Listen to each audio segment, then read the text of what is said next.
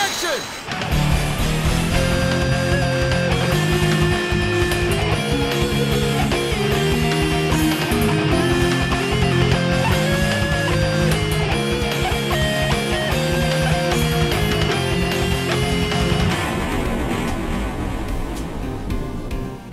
Hello, every pony. I'm MasterCode, your ace analyst, and today we continue our look at Chapter 2 of Make Your Mark with Episode 7, Hoof Done It. So, picking up presumably the same night of the sleepover, we see Misty sneaking around the garden, and the next morning the gang wakes up to some shocking news.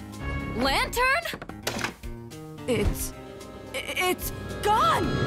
God help us! I do like how we get to see Zipp go into full-on detective mode in this story, donning her gear and battle drone. Anytime we get to see her go full out is always entertaining.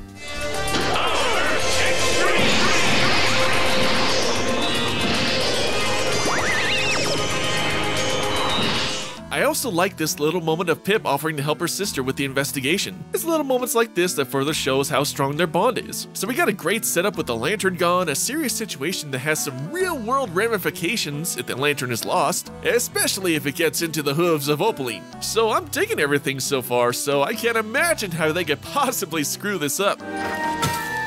Lantern? Oh, okay. Way to hold the tension for a whole 2 minutes. Well, I guess that means we'll focus on Zipp going through all the clues, eventually tying everything to Misty, and obviously Pip will return the lamp and— But she already looks so happy. If I give it to her, her fun will be over. I guess the lantern doesn't need to be found right now. Objection! You know, I should really learn to keep my damn mouth shut. Did you forget what you're holding? This lantern that harnesses Prisbeam magic and allows magic to exist in Equestria. You want to just hide away this powerful artifact just so you can let your sister have her fun. Gee, while we're at it, why don't we just play buckball with the Dragon Balls? Or play marbles with the Infinity Stones? Or hey, why don't you just sell the lantern to the first vendor in town for 5 bits? Stupid!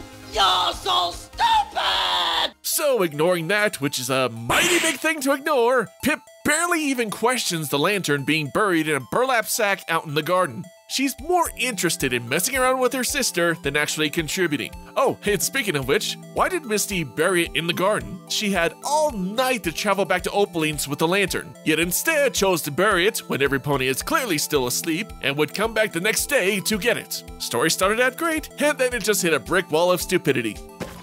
Excuse me. I didn't do it! The idiocy continues with Zipp legit questioning Misty, who was acting suspicious in the garden, and almost immediately lets her go. Ignoring the fact that in the very last episode, Zipp was uber skeptical of the blue unicorn mare, who acted oddly during the whole sleepover, even catching her attempting to break into the elevator that leads to the gems. Ugh, you're ruining my 2 favorite characters here.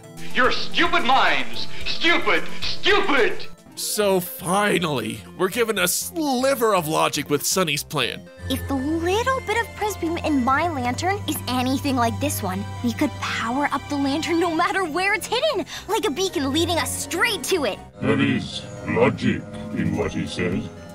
Hey, it's the smartest thing I've heard all episode. Anyway, we catch up with Zipp continuing the investigation of the townsfolk. Huh, flowers from the garden. Gotcha! Seashell! Glory! Where were you on the day of today? Don't play games with me, mister! As I said, the best parts of the episode is Zipp grilling every pony for information, like with her and Izzy in the interrogation room. You said you saw it last night, but what exactly did you see? What do you mean, what did I see? I see dead people. Misty returns to the garden for some reason. Why? I don't care at this point, as Zipp engages the mare in a little chase through town. Oh, good, I can't maneuver. Stay on target. We're too close. Stay on target.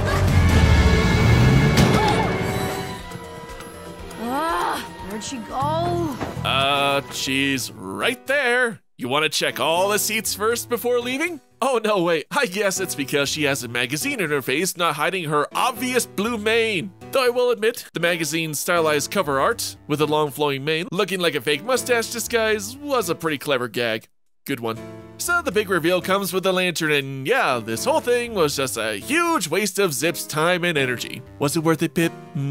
Opaline doesn't even need to send Misty out to do her dirty deeds. These guys screw themselves up. Here we go!